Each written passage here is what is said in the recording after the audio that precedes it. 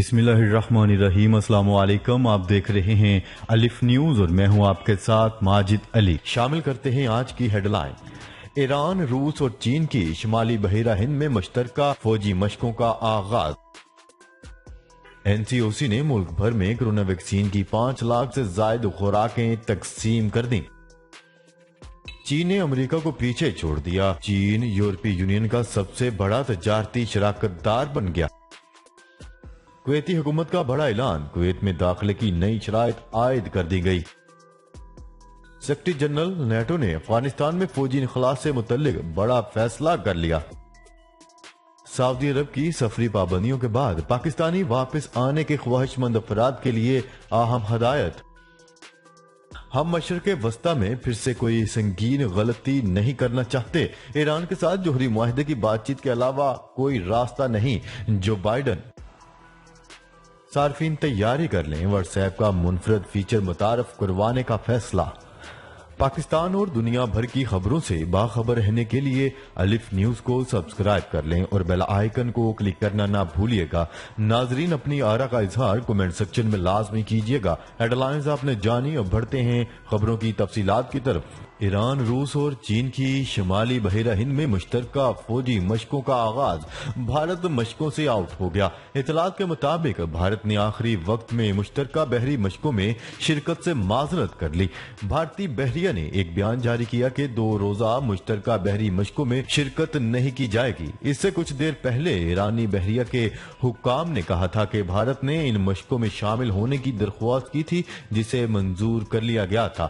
دفاعی حکام کے مطابق ایرانی سیکیورٹی اسٹیبلشمنٹ کے ذرائع نے میڈیا کو بتایا ہے کہ تہران، ماسکو اور بیجنگ کی ہونے والی مشترکہ بحری مشقوں میں بھارت نے شمولیت پر آمادگی ظاہر کی، لیکن آخری لمحے میں بھارت نے شرکت سے انکار کر دیا۔ ذرائع کے مطابق بھارت نے ان مشقوں میں چین کی شمولیت پر اعتراض کرتے ہوئے شرکت کرنے سے انکار کر دیا۔ واضح رہے کہ گزشتہ سال چین اور بھارت کے سرحدی فوجی تصادم کے بعد دونوں ملکوں کے سفارتی تعلقات انتہائی کشیدہ ہو چکے ہیں۔ بھارت اور چین کے سرحدی تصادم میں 20 بھارتی فوجی جبکہ 4 چینی فوجی ہلاک ہوئے تھے۔ بھارتی بحریہ کی مشقوں میں شمولیت کی تفصیلات ابھی غیر واضح ہیں، لیکن بظاہر چین کی بحری فوج کی موجودگی میں بھارت نے مشقوں میں حصہ لینے سے انکار کر دیا تھا۔ خبر کے اگلے حصے میں بات کرتے ہیں۔ این سی او سی کی جانب سے ملک بھر میں کرونا ویکسین کی 5 لاکھ سے زائد خوراکیں تقسیم کر دی گئیں۔ این سی او سی کی جانب سے جاری کردہ بیان میں کہا گیا ہے کہ اب تک کرونا ویکسین کی مجموعی طور پر 5,04,500 خوراکیں تقسیم کی جا چکی ہیں۔ پنجاب کو 1,88,000 جبکہ سندھ کو 2,04,000 خوراکیں فراہم کر دی گئی ہیں۔ خیبر پختونخوا میں 44,000، بلوچستان میں 21,000 جبکہ اسلام آباد میں 23,500، آزاد کشمیر میں 16,000 جبکہ گلگت بلتستان میں کرونا ویکسین کی 8,000 خوراکیں پہنچا دی گئی ہیں۔ کرونا کی یہ ویکسین طبی عملے کو لگائی جا رہی ہیں۔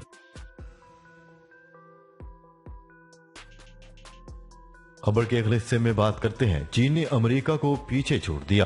چین نے امریکہ کو پیچھے چھوڑتے ہوئے یورپی یونین کا سب سے بڑا تجارتی شراکت دار بننے کا اعزاز اپنے نام کر لیا۔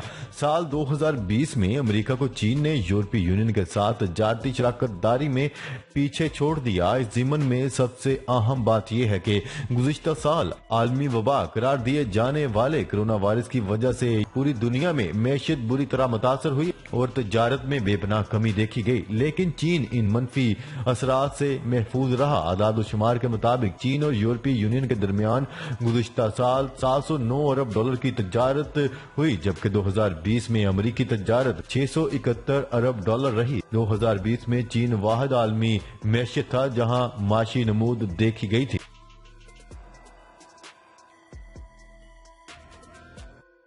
خبر کے اگلے حصے میں بات کرتے ہیں۔ کویت میں حکومت نے اعلان کیا ہے کہ وہ نئے اقدامات کے ساتھ آج سے غیر ملکیوں کو ملک میں داخلے کی اجازت دے دے گا۔ یہ بات کویت کی سرکاری نیوز ایجنسی نے بتائی۔ ادھر کویت میں شہری ہوابازی کی انتظامیہ کے مطابق کورونا سے شدید متاثرہ ممالک سے براہ راست پروازوں کے ذریعے آنے والے افراد 14 روز کے لیے ایک مقامی ہوٹل میں قرنطینہ میں رہنے کے پابند ہوں گے۔ اس مقصد کے لیے کویتی مسافروں کی ویب سائٹ کے ذریعے ذریعے اندراج ہوگا، جبکہ ہوٹل میں قیام کے اخراجات مسافر کو خود ادا کرنا ہوں گے۔ دیگر ممالک سے آنے والے مسافروں کو کویت مسافر پلیٹ فارم کے ذریعے اندراج کے بعد ایک مقامی ہوٹل میں 7 روز کے لیے قرنطینہ میں رہنا ہوگا۔ مسافر مزید 7 روز کے عرصہ گھر میں قرنطینہ میں رہ کر پورا کریں گے۔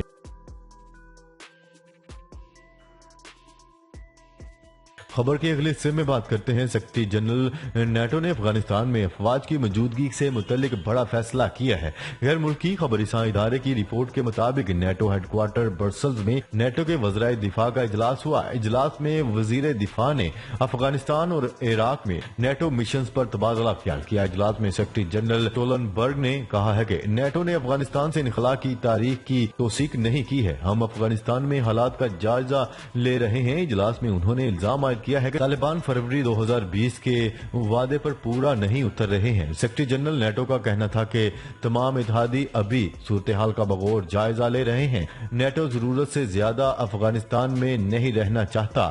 یاد رہے کہ سابق امریکی صدر ڈونلڈ ٹرمپ کی انتظامیہ نے افغانستان سے ترجیحی بنیادوں پر اپنی فوج واپس بلانے پر رضامندی ظاہر کی تھی۔ گزشتہ برس فروری 2020 میں طے پانے والے معاہدے میں کہا گیا تھا کہ اگر طالبان اپنے وعدوں پر عمل کرتے ہیں، اگر وہ القاعدہ یا دیگر عسکریت پسندوں کو وہ اپنے زیر کنٹرول علاقوں میں کام نہیں کرنے دیں گے اور قومی امن مذاکرات کے تحت آگے بڑھیں گے، تو امریکہ اور اس کے نیٹو اتحادی 14 ماہ میں تمام فوجیں افغانستان سے واپس بلا لیں گے۔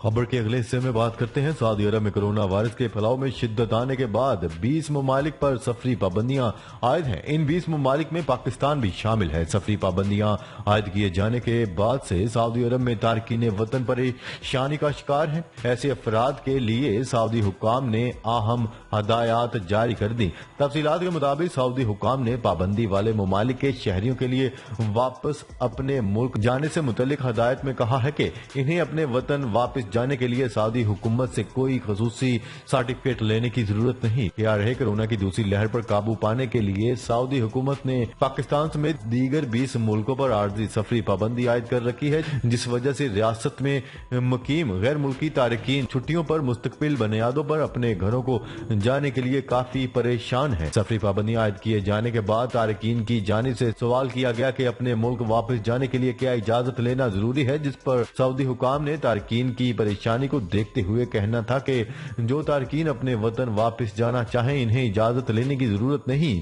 سعودی حکام کی جانب سے جاری کیا گیا بیان میں کہا گیا ہے کہ تارکین وطن مستقبل بنیادوں پر جانا چاہتے ہیں یا چھٹی پر جانا چاہتے ہیں وہ جا سکتے ہیں، بس جانے سے قبل وہاں کے قوانین سے متعلق معلومات حاصل کر لیں۔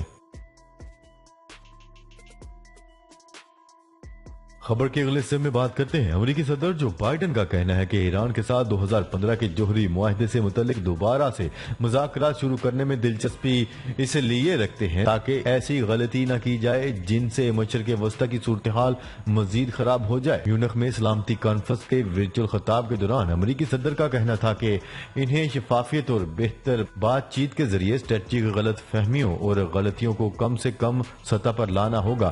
امریکی میڈیا کے مطابق جو بائیڈن کا بیان ایسے موقع پر سامنے آیا کہ جب ایرانی وزیر خارجہ محمد جواد ظریف کا کہنا تھا کہ تہران جوہری معاہدے کی خلاف ورزی اس صورت میں بند کرنے کو تیار ہوگا کہ اگر امریکہ ان کے ملک پر عائد پابندیاں ختم کر دے۔